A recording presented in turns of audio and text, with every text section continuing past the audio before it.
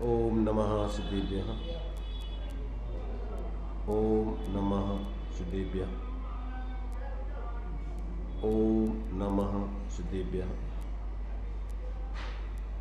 मंगलम भगवान मीरो मंगलम गौतमोगणी मंगलम कुंद कुंदाद्यो जैन धर्मोस्तु मंगलम सर्वमंगल मांगल्यम सर्वकल्याणकारकं प्रधानं सर्वधर्माणां जैनं जयतु शासनं जैनं जयतु शासनं सकल विभावो अभावो कर किया आत्मकल्याण परमानंद सुबोधमय नमो सिद्ध भगवान आत्म सिद्धि के मार्ग का जिसमें सुभग विधान उस समाधि युक्त तंत्र का करूं सुगम व्याख्यान।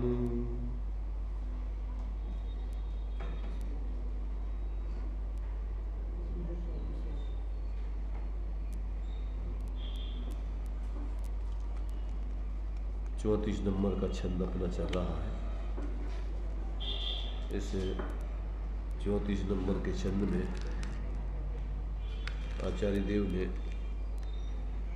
जिसको इस देह से पृथक अपने उस ज्ञान स्वरूप आत्मा का अनुभव हो जाता है, वह परम आह्लाद का अनुभव करता हुआ बाहर में घोर तप आदि तपते हुए भी किसी प्रकार से खेद को प्राप्त नहीं होता है। इस बात को यहाँ पर इस छंद में आचार्य देव स्पष्ट कर रहे हैं। इसी बात को अपना इस छंद के कुछ बिंदु निकाल करके उसके माध्यम से अपन विस्तार में इसकी चर्चा कर रहे हैं। अभी यहाँ पर अपना प्रकरण चल रहा था कि इस जीव में जो विभाव भाव होते हैं वो बदलते रहते हैं क्षण क्षण में। किस समय कौन से भाव हो जाते हैं बड़ा विचित्र उन भावों का वर्णन होता रहता है। ये जीव स्वयं ही उनको समझने में अक्षम हो जाता है। तो उसके लिए एक दृष्टांत दे करके यहाँ स्पष्ट किया था। इसके पहले संतों को भयंकर से भयंकर उपसर्ग आदि होने पर भी खेद नहीं होता, उसका स्पष्टीकरण किया था। क्योंकि उनको आत्मा का परम अतीन्द्रिय आनंद में विशेष रूप से जो है जुड़े हुए होते हैं, इसलिए उनको शरीर से संबंधित बाहर के संयोग आदि किसी प्रकार से प्रभावित नहीं कर पाते। परंतु जो विकारी परिणाम है अज्ञानी जीवों में, अथवा विकारी परिणाम भूम का अनुसार ज्ञानी जीवों के भी किस प्रकार से होते रहते हैं, उसके लिए यहाँ पर दृष्टांत दे करके स्पष्टीकरण कर रहे हैं पौराणिक महापुरुषों के जीवन का। तो देखिए, विभाव परिवर्तन का एक प्रसिद्ध दृष्टांत इसको जो है यहाँ पर स्पष्ट कर रहे हैं। यहाँ पर भाव परिवर्तन का एक प्रसिद्ध दृष्टांत अंजना और पवनंजय का दृष्टांत तो बड़ा प्रसिद्ध है। हनुमान जी को पवन सुत कहते हैं। कहीं वे हवा के पुत्र न थे किंतु पवन कुमार अथवा पवनंजय राजपुत्र के पुत्र थे। जब सुना पवनंजय ने कि हमारे विवाह की चर्चा राजा महेंद्र की लड़की अंजना से हुई है, 3 दिन बाद शादी की तिथि थी, लेकिन अनुरागवश वह 3 दिन का वियोग पवनंजय को असह्य हो गया। तो अपने मित्र प्रहलाद से एकांत वार्ता करके चले। अंजना को देखने के लिए, तो गुप्त ही चले कि देखें आखिर अंजना कौन है। वे उसे चुपकर देखने लगे। वहाँ हाल क्या हो रहा था कि अंजना अपनी कुछ सखियों समेत बाग में घूम रही थी। सुसखियां अंजना से जैसी चाहे बातें करें। अब तो तुम्हारी शादी होने वाली है, अजी उस राजपुत्र से हो रही है। यदि अमुक राजकुमार से शादी होती तो ठीक था। कोई सखी कहे, अजी अजी क्या पवनंजय से सगाई हुई, अमुक राजकुमार से शादी होती तो ठीक था। कोई सखी कुछ कहे, कोई कुछ कहे। पवनंजय सब सुन रहा था छिपकर, और अंजना लज्जा के मारे चुपचाप बैठी हुई थी। यहाँ पवनंजय ने क्या भ्रम किया कि हम इस अंजना को सुहाते नहीं हैं, सो उन्हें इतना गुस्सा आया कि सोचा इन सखियों का और अंजना का सिर उड़ा दे। देखो ठाड़े बैठे में कैसी कैसी विडंबनाओं के परिणाम हो जाया करते हैं। पर प्रहलाद ने रोक दिया कि ये राजपुत्र ऐसा मत करो। फिर पवनंजय के मन में ऐसा आया कि शादी बंद करा दे। फिर सोचा यदि शादी ही बंद करा दी तो फिर इसका फल ही क्या चखाया, इसको फल ही क्या चखाया। अच्छा शादी हो जाए फिर इससे बोलेंगे ही नहीं, इसका परिहार कर देंगे। शादी के बाद 22 वर्ष तक अंजना का त्याग किए रहे पवनंजय। ये जो है जीवों के परिणामों की विचित्रता का एक दृष्टांत दिया है कि एक तो उसके प्रति इतना लगाव कि 3 दिन भी शादी के लिए उन्होंने गम नहीं खाया और पहले ही देखने के भाव में। और वहाँ जो है शादी होने के पहले मित्र लोग अथवा परस्पर सहेलियाँ यथावत मनोरंजन करते कुछ ही बोलती हैं, वो तो मनोरंजन में चर्चा कर रही थी और इन्होंने उसके लिए अन्यथा रूप में ले लिया कि ये जो है ये अंजना जो है कुछ नहीं बोल रही, प्रतिकार नहीं कर रही, इसका मतलब कि हम इसको अच्छे नहीं लग रहे। पहले तो उसको बहुत गुस्सा आया कि अगर बस चले तो इनके सबके गर्दनें काट दें यहीं, और एकदम उसके मित्र ने रोका कि अरे क्या कर रहे तुम भाई। बस सोचा शादी नहीं करेंगे, फिर सोचा कि शादी नहीं करेंगे तो अपन ने बदला कैसे लिया, शादी तो करते हैं, फिर देखते हैं इसको। और शादी होने के बाद 22 साल तक उससे बात नहीं की। अब आगे देखो उसी के और परिणाम क्या होते। अब पवनंजय के विवाह परिवर्तन की द्वितीय प्रमुख घटना, अब ये ऐसा हो गया। इसके बाद फिर अब दूसरे क्या विचार होगी आगे। यह रावण के पिता के समय की घटना है। तो रावण के पुरखों ने जिनका की एक क्षत्र राज फैला हुआ था, सब राजाओं की सेनाओं को बुलाया। तो वहाँ पवनंजय के पिता के पास भी संदेश आया था। तो पवनंजय ने निवेदन किया कि मेरे रहते हुए आप क्यों जाएं। चले पवनंजय रात्रि को एक तालाब के पास अपना डेरा डाला और क्या देखा कि चकवा चकवी वियोग के कारण चिल्ला रहे हैं, दुखी हो रहे हैं। वो सोचा कि ये रात्रि भर का वियोग नहीं सह सकते, और मैंने निरपराध अंजना का 22 वर्ष तक परित्याग किया। रात ही रात छिपकर पवनंजय अंजना से मिलने के लिए चला। छिपकर इसलिए चला कि लोग यह न समझे कि गए थे युद्ध के लिए और कायर बनकर लौट कर आ गए। तो पवनंजय पहुंचे अंजना के महल में, उससे मिलकर फिर प्रातःकाल वहां से चल दिया। चलते समय अंजना ने कहा कि आप बहुत दिनों में तो आए हैं और किसी को पता नहीं, सारा लोग जानता है कि राजपूत अंजना का परित्याग कर किए हुए हैं। तो कम से कम माता पिता से कहकर जाओ कि आज अंजना के महल में आए हैं। लेकिन कैसे कहें, उसे तो अपनी शान रखनी थी। कहा कि यह अंगूठी लो, यही हमारी निशानी है। अब दूसरी घटना ये घट गई। उस समय जो है रावण के पुरखे, उनके दादा वगैरह, पिताजी वगैरह जो थे, उसमें उनका एक छत्र राज चल रहा था। तो वो एक छत्र राज्य के लिए और भी जो राजा बस में नहीं थे, तो जीतने के लिए उनको जाना था।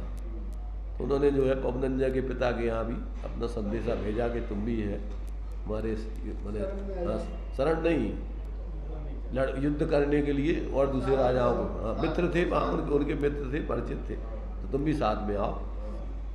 पवनंजन ने कहा कि भाई हमारे रहते हुए आप लोगों को जाने की क्या जरूरत पड़ रही है, हम जाते हैं, आप चिंता मत करो, आप रुकिए। पवनंजय चले तो पहले जो ऐसे कोई साधन तो थे नहीं, वो चलते चलते पहुँचे रात में कहीं, एक रात्रि में जो है एक तालाब के किनारे जो उन्होंने अपने पूरी सेना सहित वहाँ जा कर के डेरा डाला। वहाँ रात्रि में जो है वो चकवा चकवी का सब लोग देखते हैं कि वो रात्रि में बिछुड़ जाते, सुबह मिल जाते। रात्रि में बिछुए में वो एक दूसरे के अलग अलग तड़प रहे। उनको उसी समय जो है एकदम याद आ गई, करे ये तो एक रात्रि के बिछुए में इतने दुखी हो रहे, और मैंने तो बेचारी अंजना को बिना किसी कारण के मैंने 22 साल से उसका मुँह नहीं देखा, उसकी क्या हालत हो रही होगी।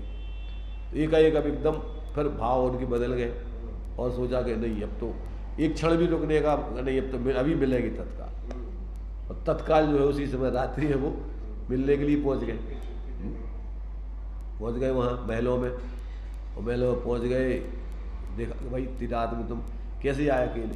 उन्होंने कहा भाई, उन्होंने बताया कि भाई ऐसी स्थिति बनी तो हमें लगा कि हमने बहुत गलती की, ठीक है।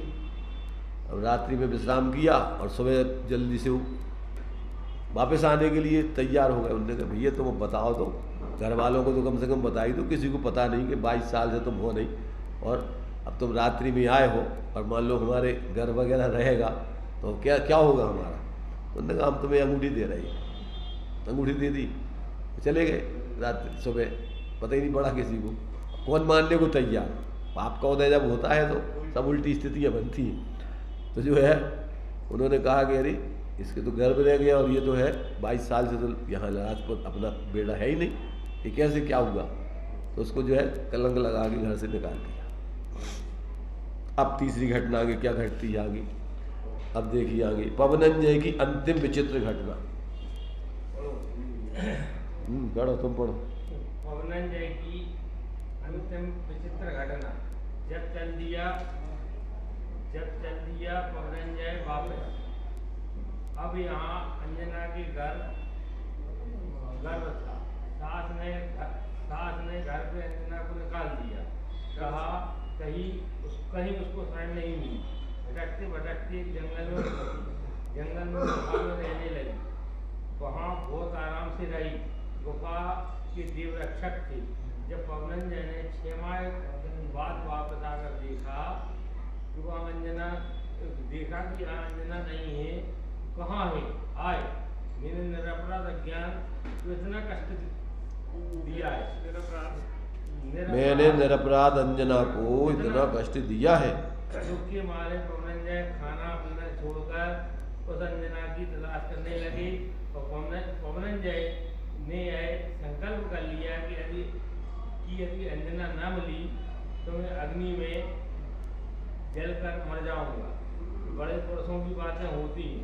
अंजना के गर्भ था, और गर्भ के कारण ही सीमा सास ने उसे घर से निकाला था।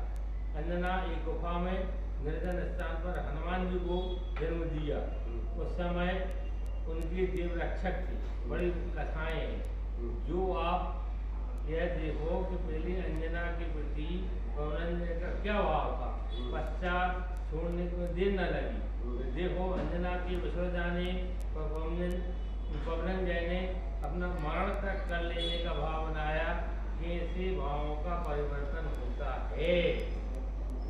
ये विभाव भावों की विचित्रता बता रहे हैं। जीवों के परिणामों की, जीवन के परिणामन की अति विचित्रता देखो ज्ञानी। बंद मोक्ष परिणामन ही से ऐसा कहत श्री जिनवाणी। नित्य निगोद माहिते कड़के नर पर्याय पाए सुखदानी। समकित लय अंतर मुहूर्त में केवल ज्ञान पाए सिमरानी। और मुनि एकादश गुण ठानक चढ़ गिरत तहाते चित भ्रम ठानी। और भ्रमत अर्ध पुद्गल परिवर्तन किंचित ऊन काल परमानी।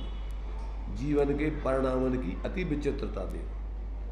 तो ये जीवों के परिणामों की कैसी कैसी विचित्रता होती, ये बात बतला रहे। जबकि ये आत्मा वास्तव में स्वभाव से परमात्मा स्वरूप है, ये पूर्ण अंदर में अनंत सामर्थ्य को लिए हुए, पर अपने उस स्वरूप को भूल करके कैसी कैसी विडंबनाओं में अनादिकाल से भटक रहा है। तो ये जो है मैंने पौराणिक एक दृष्टांत देकर विभाव भावों की विचित्रता बतलाई। एक तरफ कैसे भाव, दूसरी तरफ कैसे भाव, फिर तीसरी कैसे भाव, मैंने कैसे क्षण क्षण में भाव इसके बदलते रहते 24 घंटे। एक दिन के भावों के आप विचार करो, सुबह से लेके शाम तक। एक दिन सुबह से लेके शाम तक जीव के कैसे कैसे परिणाम होते। जब तक इसको अपने स्वरूप का अंदर में आश्रय करके एक रूप साधना नहीं करता है, तो इसके परिणाम अज्ञान दशा में तो भटकते ही रहते, एक क्षण शांति से नहीं रहते। तो अब ये यहाँ पर ये बदला रहे कि भैया जिसको अंदर में अपने उस स्वरूप का बोध नहीं होता है, तो इन विभाव परिणामों की बड़ी विचित्रता है। ये व्यक्ति कैसे कैसे परिणामों में निरंतर झूलता रहता है और अपने निरंतर आकुलता भोगता रहता है। अब लोक में कैसी कैसी जो है यहाँ पर बेकायदा के संबंध बनते हैं। अब उसके लिए एक मैंने खुलासा करके और आगे खुलासा कर रहे कि लोक में अटपट बेकायदा के संबंध। हाँ, अटपट माने अपन कहते हैं कैसे बेफालतू के भाव होते हैं, जिससे अपना चित्त हट जाता है, फिर उसकी ओर दृष्टि नहीं रहती है।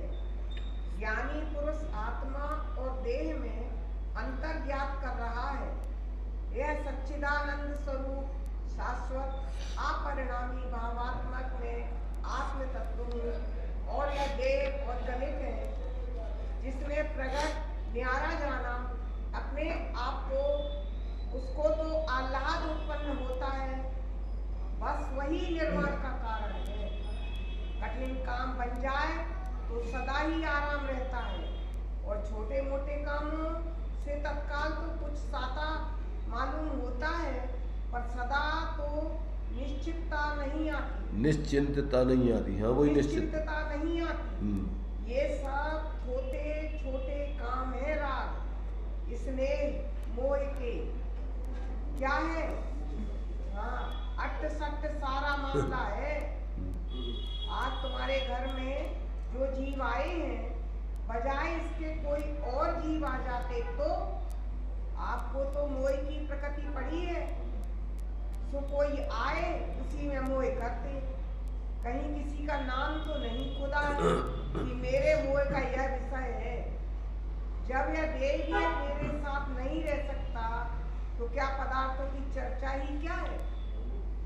यहाँ पर लौकिक दृष्टांत देकर पारमार्थिक सिद्धांत की सिद्धि कर रहे हैं कि लोक में भी जिससे व्यक्ति की रुचि हट जाती है, दृष्टि जिसकी बदल जाती है जिस पे, तो उसकी शकल नहीं देखना चाहता वो। जैसे पवनंजय ने उसकी अंजना के प्रति उसकी दृष्टि रुचि हट गई, तो उसकी शकल नहीं देखना चाहता। ऐसे यहाँ पर जिस शरीर में जीव अनादिकाल से रच पच रहा है, और उस शरीर से दृष्टि हट जाए, तो फिर उस शरीर की तरफ जीव दृष्टि नहीं करता था।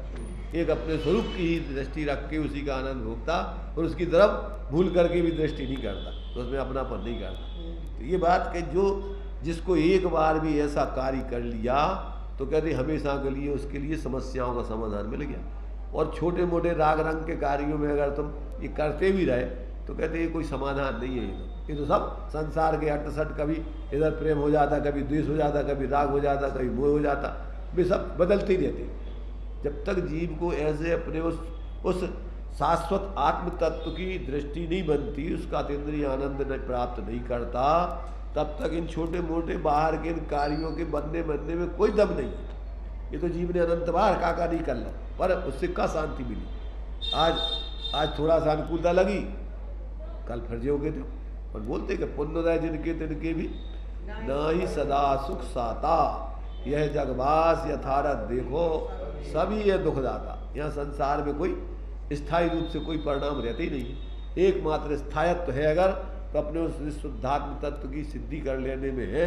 इसके अलावा और कहीं कोई शांति मिलने वाली नहीं। इसलिए ये बात यहाँ पर सिद्ध कर रहा है कि एक बार जहाँ व्यक्ति की दृष्टि जिससे हट जाती है तो फिर उसकी तरफ, अब एक बार दृष्टि शरीर आदि से हट गई और आत्मा में आ गई तो अब अनंत काल तक के लिए उसकी दृष्टि उसमें नहीं जाएगी, बस अपने स्वरूप की बस अब उसकी दृष्टि रहेगी, अब उसमें किसी प्रकार से वो उसकी दृष्टि नहीं रहेगी।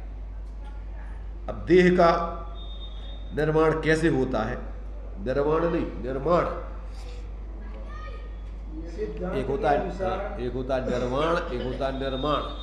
तो निर्माण होता है मोक्ष और निर्माण में होता है संरचना। शरीर की संरचना कैसी है अब उसका खुलासा कर किन पदार्थों से बना है? देह का निर्माण सिद्धांत के अनुसार यह देह क्या है? यह स्थूल शरीर है। स्थूल शरीर कहो या औदारिक शरीर कहो, दोनों का एक अर्थ है। उदार मायने स्थूल, और स्थूल शरीर का जो परिणाम है तो उसका नाम है औदारिक। माने उदार अपन लोग में बोलते हैं ना, उदार चरिता नाम तू वसुधैव कुटुंबकम। उदार माने विशाल दृष्टि, तो यहाँ उदार विशाल माने मोटा। जो शरीर है जो स्थूल, ये औदारिक शरीर है, विशाल का है उसको बोलते। तो ये जो है इसको औदारिक शरीर बोलते हैं। इस औदारिक शरीर की रचना आहार वर्गणा के परमाणुओं से हुई है।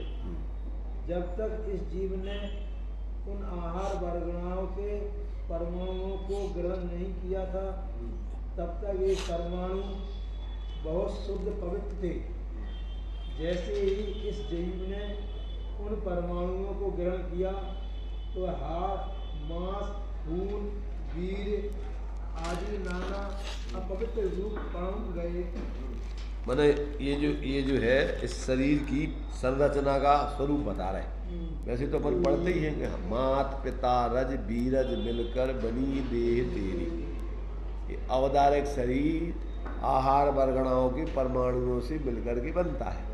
आहार वर्गणाओं के परमाणुओं से और क्या क्या बनता है?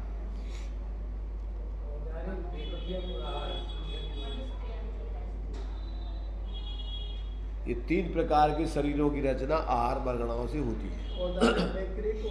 हाँ, तो मुनिराज के जो पुतला निकलता है वो भी आहारक शरीर की रचना है, और देव और नारकियों के जो शरीर बनते हैं वो भी आहार वर्गणा, पर वो शरीर सूक्ष्म है। कौन? आहारक शरीर सूक्ष्म, उससे स्थूल वैक्रियक शरीर, और उससे स्थूल औदारिक शरीर। तो अब वे रचना उन्हीं परमाणुओं से, पर उनमें भी सूक्ष्म स्थूल आदि भेद प्रभेद बहुत है। तो अब जो है यहाँ पर कहते हैं इस शरीर की संरचना जो इन परमाणुओं से हुई है, और जब तक अभी शरीर की संरचना में नहीं आए तब तक वे अपवित्र नहीं माने जाते। और जैसे ये शरीर की संरचना में आ गए तो उन पुद्गल परमाणुओं का परिणाम किस रूप हो गया? हाड़, मांस, खून, बीरी आदि, ये धातु सप्त धातु मलमूत्र आदि रूप, ये सब परिणाम इनका इस जाति के रूप में हो जाता था।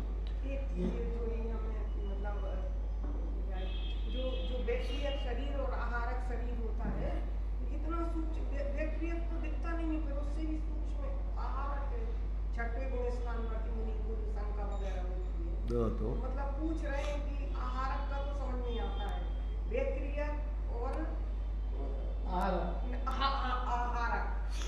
और औदारिक तो ये मनुष्य त्रयंच का है। देखो, पहली चीज तो अपन ये सोचो 22 प्रकार की वर्गणाएं बतलाई है पुद्गल की। तो पहले तो ये पुद्गल परमाणु है सब, और सब एक जैसे स्वरूप वाले,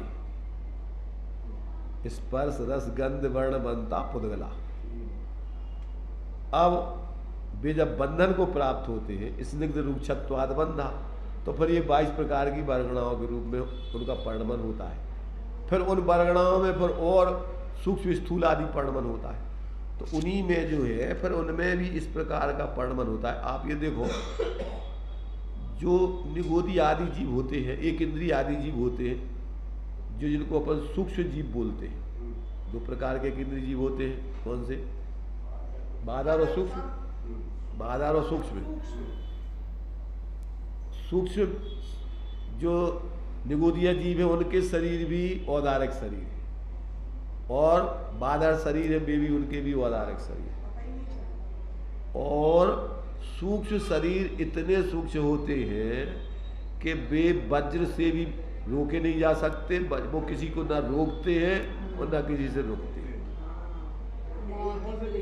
एक इंद्री है और वो भी, और उनके भी, उनके शरीर तो वही है ना, उनके भी शरीर तो औदारिक ही है सबके। तो एक इंद्रिय आदि जितने भी त्रयंश हैं उन सबके शरीर औदारिक है, मनुष्यों के शरीर औदारिक है, देव और नारियों के व्यक्रिय है। तो अब अपन ये देखोगे इन पुद्गल परमाणुओं में सूक्ष्म और स्थूल बाधा रूप से परिणमन करने की योग्यता होती है। ये उनकी अपनी खुद की सामर्थ्य है कि वो, अगर अपन पढ़ते द्रव्य संग्रह पढ़ा है कि अगर ये पुद्गल परमाणु विश्व के जितने भी हैं तो एक प्रदेश पर आकाश के सब बाण ठाण नाण रेम, अगर सूक्ष्म पने को प्राप्त होकर के पुद्गल सारे परमाणु विश्व के आ जाएं तो आकाश के एक प्रदेश पर रह सकते हैं पूरे, इतने सूक्ष्म पने को धारण कर लेते हैं वो। तो ये उनमें इस प्रकार की पुद्गल परमाणुओं में सूक्ष्म और बादर आदि रूप में परिणमन करने की अपनी योग्यता है। अब है व्यवस्था वो पढ़ा करते हैं।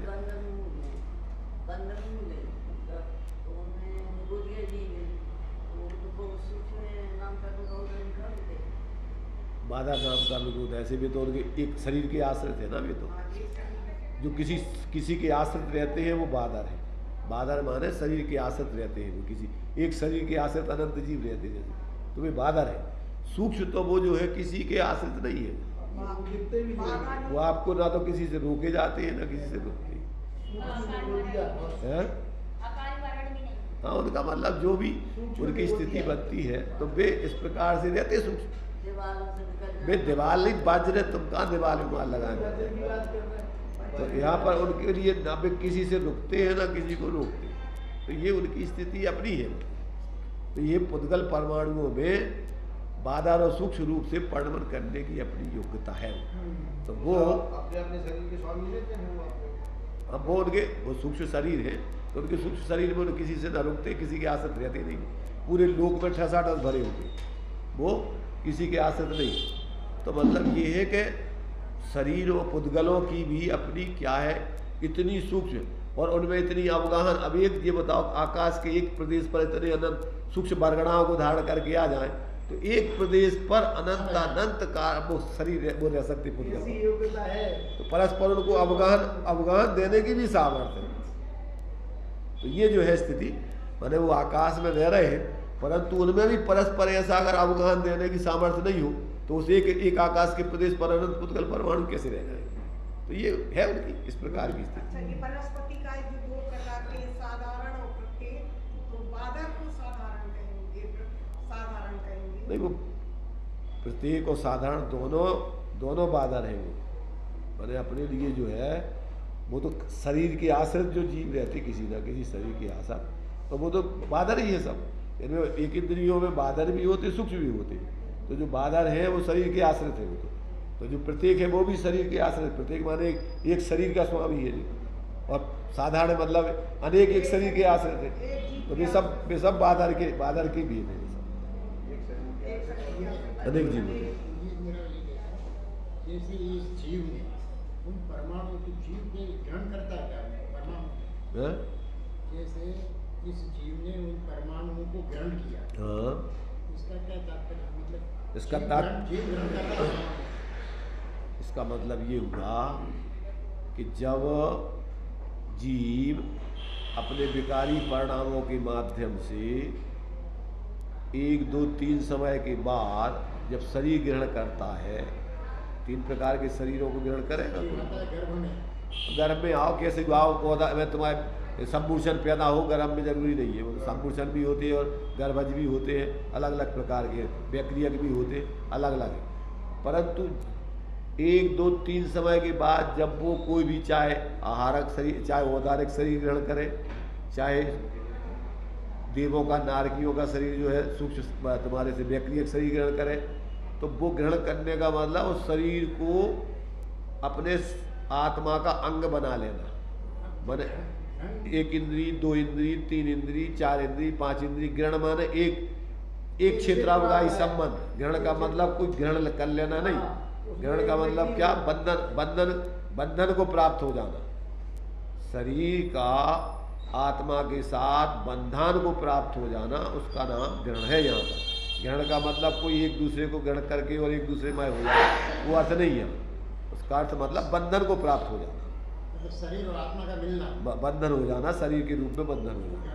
हाँ, तो ये जो है इस प्रकार से ऐसा इन शरीरों पुद्गल परमाणुओं का और आत्मा का ऐसा निमित्त नैमित्तिक संबंध संसार में चल रहा है। अब ये कह रहे हैं कि व्यवहार से पवित्र अपवित्र का उसमें जो है व्यवहार है, परमार्थ से तो पुद्गल परमाणु पवित्र तो कहना, ये तो अपन व्यवहार की व्यवस्था है। अब कहते मूल में अपवित्र कौन है, अगर उनको पवित्र अपवित्र किया है तो अपवित्रता का कारण क्या है, अब उसका गहराई से स्पष्टीकरण चल रहा है। मूल में अपवित्रता कौन है? अपवित्र कौन, वस्तुतः अपवित्र कौन है, इसका निर्णय करिए। लोक में बच्चों में यह रीति है कि किसी बालक का पैर विष्ठा में छू जाए तो वह बालक अछूत हो गया जब तक कि वह नहा ना ले। यदि यह अछूत बालक किसी दूसरे को छू ले तो वह भी अछूत हो, और दूसरा तीसरा भी अछूत छू ले तो वह भी अछूत। इसी तरह चौथे को यही चलता जाता है। जरा यह तो मालूम करो कि जड़ में अछूत कौन था। एक बालक जो जरा अपवित्रता का भी ध्यान करो, सड़कों के पास की जो नालियां हैं उनमें कितनी बदबू आती है। छींट गिर जाए तो नहाते हैं, क्या उन नालियों में अपवित्र चीज मरे हुए कीड़ों का किलेवर है? तो यह तो मृत मांस है। यह जो मूल मांस है, मूत मांस है। तो वह जो मृत मांस है उसकी जड़ क्या है? उन कीड़ों का जीवित शरीर, और मृत शरीर भी अपवित्र है। उनका मूल क्या है? क्यों बना यह ऐसा शरीर? यों कि इस मोही जीव ने उन परमाणुओं का स्पर्श कर डाला, तो जिसके छूने से यह शरीर अछूत बना, तो अछूत शरीर है या मोही जीव है? मोही जीव ही अछूत हुआ, जीव तो अछूत नहीं है। अपवित्र कौन रहा मूल में? ये गंदी नालियां पवित्र नहीं है, उनको अपवित्र करने वाला मूल में यह मोह भाव है। हाँ, तो देखो घूम फिर करके अपने लिए पारमार्थिक दृष्टि से अछूतता की परिभाषा सिद्ध कर रहे हैं। यहाँ पर एक भंगी जा रहा था, ब्राह्मण नहा के आया, उससे छुल गया। उस ब्राह्मण को बड़ा गुस्सा आया, गाली देने लगा। तो उस भंगी ने कहा कि महाराज ये बताओ कि हमसे तो तुम्हारा शरीर छुला और ये शरीर अपवित्र हो गया, और तुम्हारे लिए जो इतना कसाय पैदा हो रही, गुस्सा पैदा हो रहा, तुम्हें ये अपवित्र नहीं लग रहा? मैं जिससे तुम कितने अपवित्र हो गए। अरे शरीर के छू लेने से, अच्छा ये बताओ हम अछूत क्यों हैं? हमारी अछूतता तुमने क्यों मानी? हमने ऐसा आप भाव किया था जिसके कारण से हम ऐसे स्कूल में पैदा हुए, जिसके कारण से हम अछूत हो गए, और तुम जो ऐसा नीच भाव कर रहे हो, तब तुम ये बताओ कि ये कितना पवित्र है? तो तुम हमें अपवित्र मान रहे कि तुम अपने इस भाव को अपवित्र मान रहे? तुम्हें अपने ये भाव अपवित्र नहीं लग रहे? तो ये बता रहे कि जिन शरीर को छू लेने पर ये जीव विकारी मोही जीव के, ये इंद्रिय आदि जीव कौन बनता है? जो तीव्र मोह करता है, तीव्र कसायों में जीता है, वो जीव एक इंद्रिय आदि पर्याय में जाता है। तो उसको वो जो शरीर मिला एक इंद्रिय आदि का, वो किससे मिला? उस मोह भाव से। अपवित्र भावों से। तो अपवित्र कौन हुआ? वो जीव के शरीर हुए कि वो जीव के मोह भाव हुए? तो आखिर जितना भी संसार में अपवित्रता का कारण बनता है वो तुम्हारे विकारी परिणामों के निमित्त से बनता है। तो इससे सिद्ध तो ये हुआ कि तुम्हारे विकारी परिणाम ही सबसे ज्यादा अपवित्र हैं। तो अगर तुम्हारे लिए अपवित्रता से बचना है तो मूल में विकारी परिणामों को छोड़ो। ये बात आई। तो कहते व्यामोह की विचित्रता। अब जो है ये तुम्हारी अपवित्रता अंत में उस मोह भाव को सिद्ध कर दिया कि सबसे ज्यादा अपवित्र कोई चीज है तो ये मोह भाव है, ये कसाय भाव है, ये मलिन परिणाम है। इससे ज्यादा अपवित्र दुनिया में कोई नहीं है, जिसके कारण से सारी संसार की विडंबनाएं खड़ी हो जाती। ये बात यहाँ पर सिद्ध की है। अब व्यामोह की विचित्रता। व्यामोह की विचित्रता। फिर सोचिए, नालियों का कारण शरीर, शरीर का कारण जीवित शरीर, जीवित शरीर का कारण मोह का संबंध, मैंने मोह का संबंध होता है तो ये शरीर मिलता है। और जीव के अपवित्र होने का कारण है मोह का संबंध। तो दुनिया में सबसे अपवित्र चीज क्या है? मोह। मोह से गंदा मल नहीं है, विष्टा नहीं है। कोई सड़ी गली चीज उतनी गंदी नहीं है जितना गंदा मोह परिणाम है।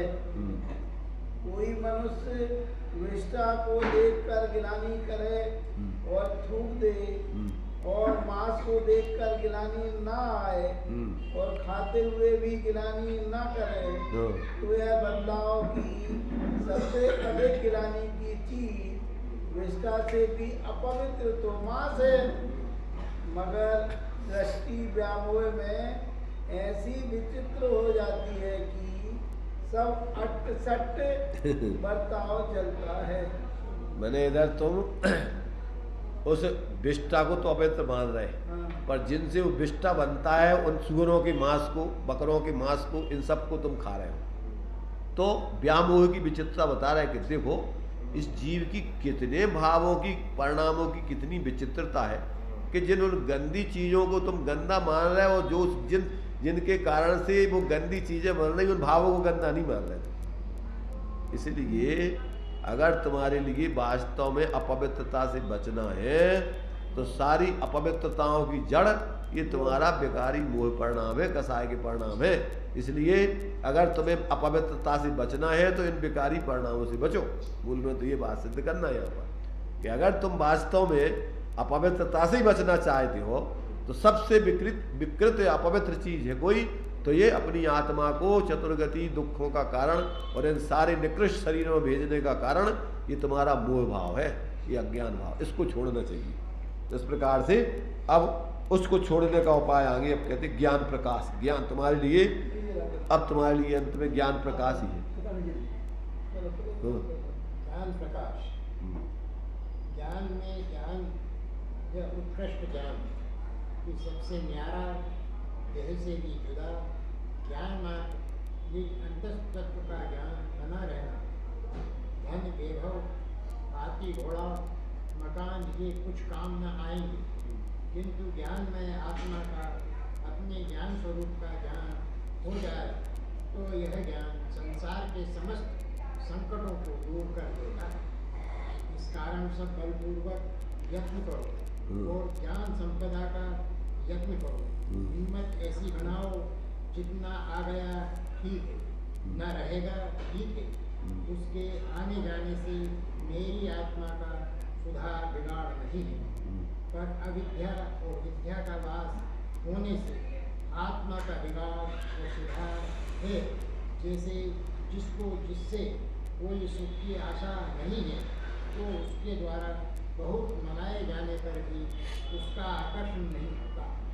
यूँ ही ज्ञानी संतों को किसी भी पदार्थ से हित की आशा नहीं है, सो किसी भी पदार्थ के संग में मनाए जाने से इसका उसकी ओर आकर्षण नहीं होता। ज्ञान का चमत्कार एक अद्भुत चमत्कार है।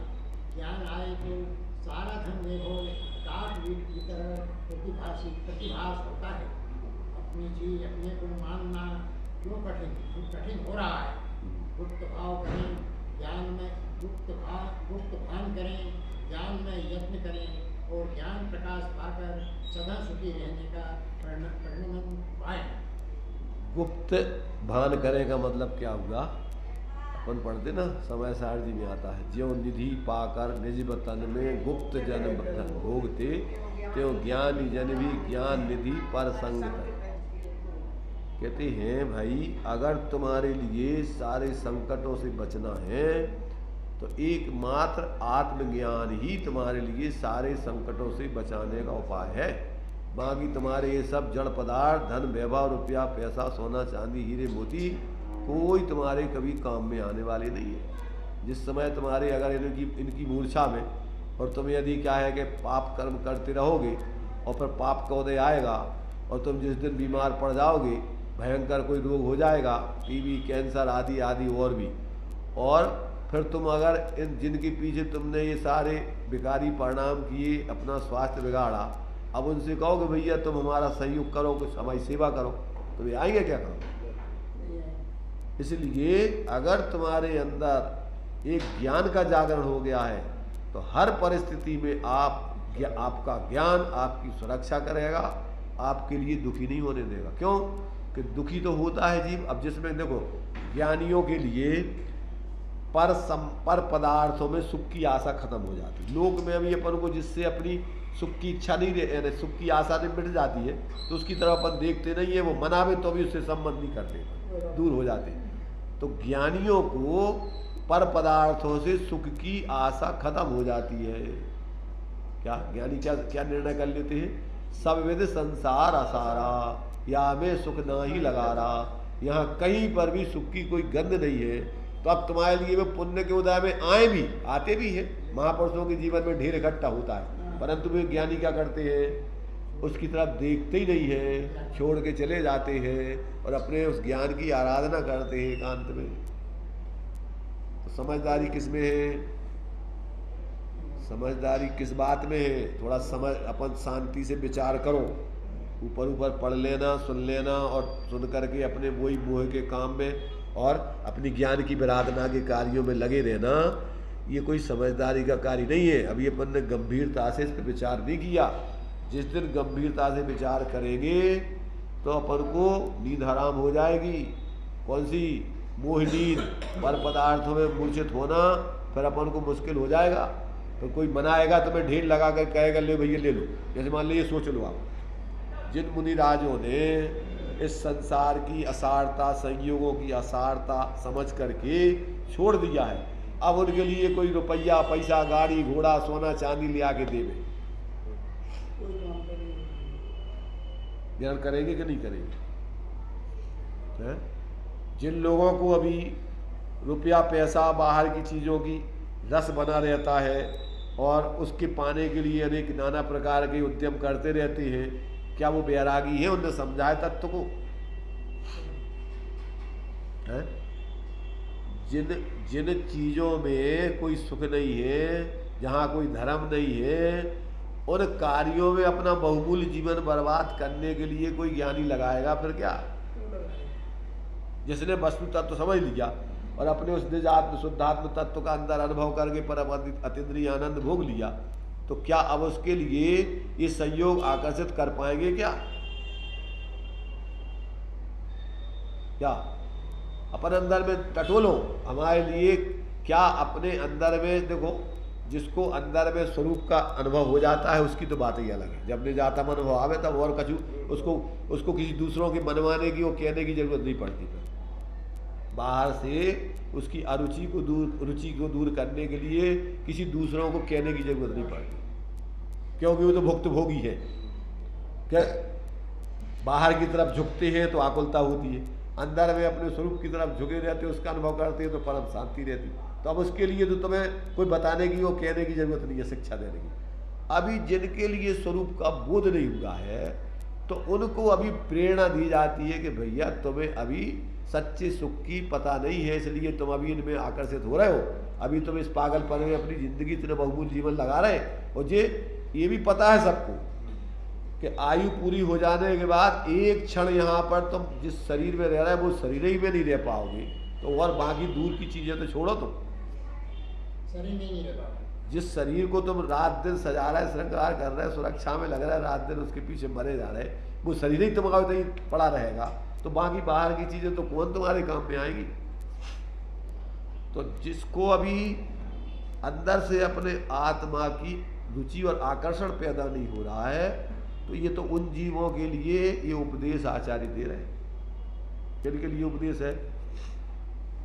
मूर्खों को समझदारों को। उपदेश किनके लिए है?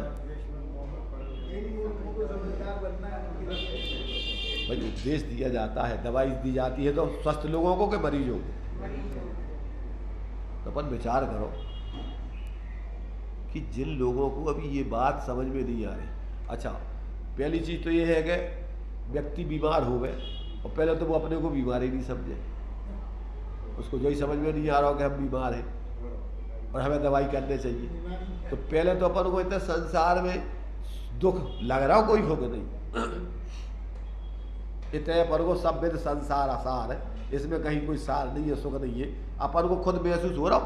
और अपन कहावत है कि मुद्दई सुस्त और गवाह चुस्त, कि जी के लाने अपन समझा रहे, उनको तो समझे में नहीं आ रहा हो कि हमें तो परेशानी है, और अपन कह रहे हैं भैया तुम जो है दवाई कर लो। अब वो तो बीमार हो तो समझ में आया कि हम बीमार हैं, जब तो डॉक्टर की वो दवाई मान लेवे की बात सोचेगा। तो पहले तो अपन को किसी को महसूस हो रहा हो कि हम परेशान है संसार में। क्यों भाई पहले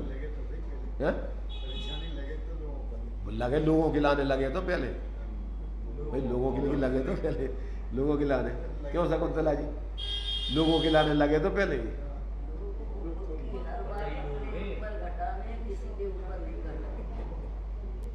अपने ऊपर घटा ले तो फिर क्या नहीं कहा है, फिर पूछने की जरूरत ही कहाँ है।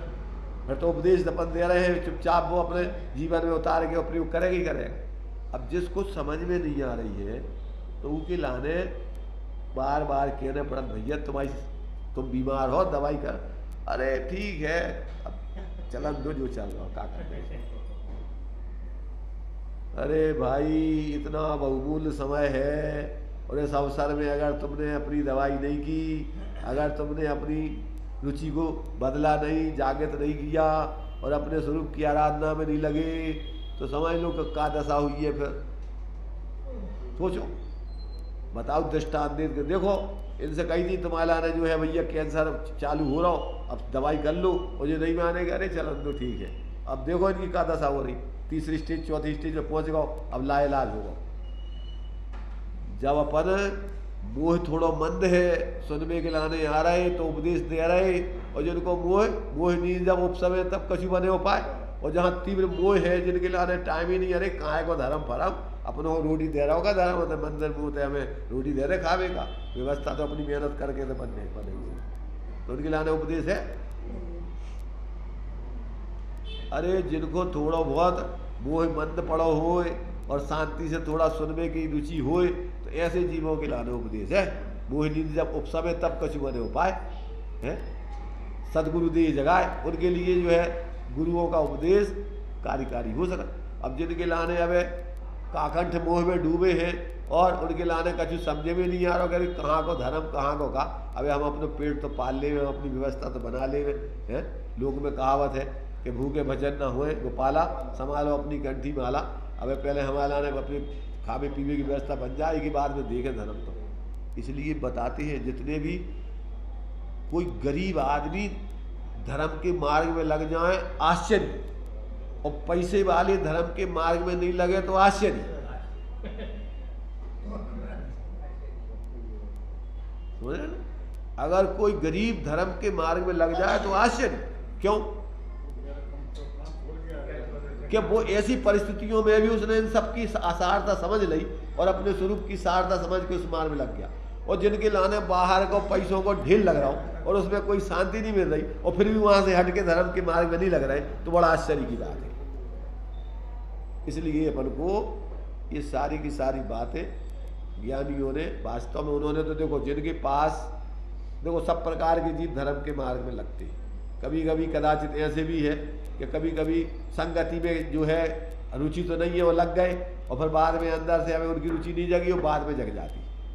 जैसे मान लीजिए वे तुम्हारे बारी सेड़ के साथ में लगने वाले पुष्प डाल जैसे क्या लग गए उनके संग, अभी के बाद में रुचि तो उनकी नहीं थी, और बाद में उनकी एकाएक रहते रहते बाद में रुचि जागृत हो गई। ऐसे ही जो है भाई, किसी न किसी प्रकार से अपनी एक बार अपने स्वरूप की रुचि जागृत हो गई, अपन स्वरूप की आराधना में लग जाएं, सबसे बड़ा कार्य इस मनुष्य पर्याय का है। कहते इससे बड़ी दुनिया का कोई कार्य नहीं, और ये कार्य जो जीव कर लेता है इस पर्याय में, तो कहते उसकी बलिहारी है, उसने सब कुछ कर लिया। और ये नहीं किया तो सब कुछ करने के बाद कुछ नहीं किया। तो इस प्रकार से अपन को इस छंद में आचार्य देव ने यही बात सिद्ध की है, किस प्राप्त शरीर से पृथक जिसने अपने उस चैतन्य स्वरूप आत्म तत्व को अंदर में जान लिया, उसका परम अतीन्द्रिय आनंद आह्लाद का सेवन कर लिया, उसको अब दुनिया की कोई प्रतिकूलताएं दुखी नहीं कर सकती है, उसके जीवन में कोई समस्याएं नहीं है। अब तो वो नियम से एक दिन पूर्ण उस परमात्मा दशा को, उस पूर्ण सुख की दशा को प्राप्त करके ही रहेगा। अब वो संसार का पात्र नहीं रहेगा। अब आगे जो है इसके बाद चलेगा कि भाई जो है ये जीव संसार में इस प्रकार की स्थिति में जो जी रहा है, तो अब ये जो है कि जब तक इसके जीवन में मोह राग द्वेष की कल्लोल है तरंगें उठती रहती हैं, तब तक उसके लिए अपने अंदर में उस शांत स्वरूप आत्मा के दर्शन नहीं होते हैं। और जब इसकी मोह राग द्वेष की कल्लोल है तरंगें शांत होती है, तभी ये अपने स्वरूप के दर्शन कर सकता है, अन्यथा नहीं कर सकता। अब आगे इसका खुलासा चलेगा। अभी तो अपना टाइम हो गया है, नहीं अपन उसको